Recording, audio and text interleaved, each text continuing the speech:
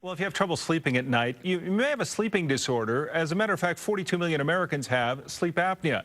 85% of those actually go untreated. So how do you know if you suffer from a sleep disorder? Well, he's now a sleep coach. Aaron Taylor, you may remember him from college and the NFL, but now he has sleep apnea and talks about it with us in studio this morning. Good to see you, Aaron. Good to see you, Tom. All right, before we talk about sleeping, Colorado football fans owe you big time. I mean, you were on the Notre Dame team that CU beat for a national title.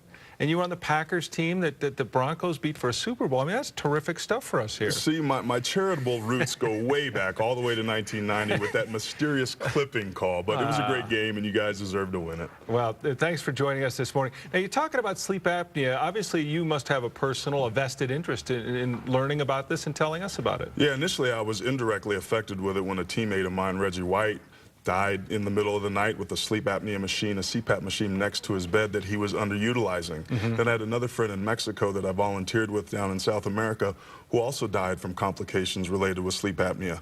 But then about 2 years ago, I was feeling excessively tired all the time, and I figured out I was always a snorer, but I had a sleep study done, and lo and behold, I was stopping breathing 18 to 20 times per hour, 20 seconds per time, which is why I was so tired. You would be a candidate. Someone would think that you might have sleep apnea because your size is a component, right? There's no question that size is a component, but it's not just size. You can have an irregularly shaped jaw. There are thin people that have sleep apnea and have complications from that as well. But there are 5 basic questions that indicate whether or not people are at a high risk for sleep apnea.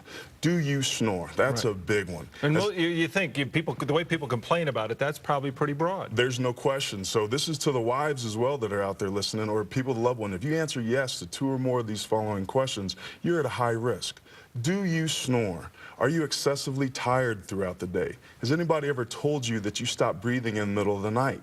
Do you have a history of high blood pressure? And if you're a man, do you have a neck size greater than 17 inches, or a woman a neck size greater than 16 inches? The answer to 2 or more of those questions, you're at high risk for sleep apnea. I think a lot of people, when they hear symptoms for this and for other things, are worried, what if I find out yes? I don't want to necessarily know. So what happens if you find out that you are a candidate or that you in fact have sleep apnea? What are your options? That's a great question. A great option, and what I'm so excited about our program, is the wakeuptosleep.org website, which is basically a comprehensive patient support tool that educates people about whether or not they have it. But more importantly, we formed a support team of coaches, of which I am one. People can call, get one-on-one help, because it's not an easy thing to be able to wear the mask and the CPAP device in the middle of the night. I personally struggled with it, but with a lot of coaching and a lot of encouragement, no different than a diet, I was able to get it. And I tell you what, the differences that I felt in my life were virtually immediate, and a lot of people experienced that. So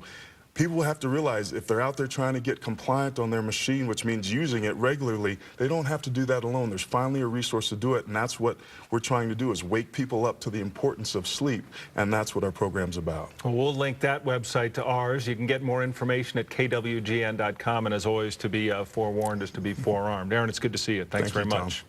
All right. Ange? Thanks, Tom. Well, look.